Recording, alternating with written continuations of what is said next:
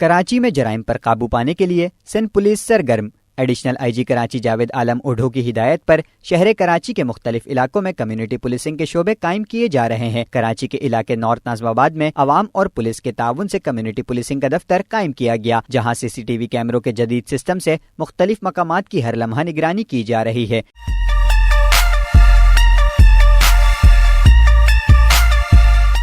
North ناظم آباد کے community police office کے انچارج اور ماہر سیکیورٹی امور مراد سونی کہتے ہیں کہ اس سسٹم کے ذریعے علاقے میں ہونے والے جرائم میں 40 سے 45% کمی لائی گئی ہے، جبکہ 18 سے 20 جرائم کے بڑے کیسز حل کرنے میں کامیاب ہوئے ہیں۔ یہ ہم نے ایک کانسیپٹ لے کر آئے جو دنیا کے اندر ہے کمیونٹی پولیسنگ کا۔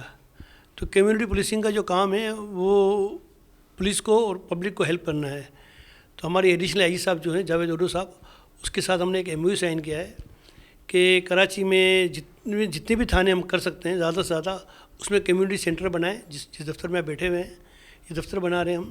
کمیونٹی کے جو کام ہے وہ ہم نے فوکس رکھا ہوا ہے اسٹریٹ کرائم کے اوپر، کہ اسٹریٹ کرائم جو ہم کس طریقے سے کم کر سکتے ہیں اور پولیس کی کس طریقے سے مدد کر سکتے ہیں۔ دہشت گردی کے بڑے واقعات ہوں یا اسٹریٹ کرائمز، سندھ پولیس کے جوان عوام کی حفاظت کو ممکن بنانے کے لیے اپنی جانوں کے نذرانے پیش کرنے سے بھی گریز نہیں کرتے۔ شہر کراچی کے جرائم میں کمی کے لیے اب عوام کا پولیس سے تعاون اور کمیونٹی پولیسنگ جیسے یہ ادارے موجودہ وقت کی ضرورت ہے۔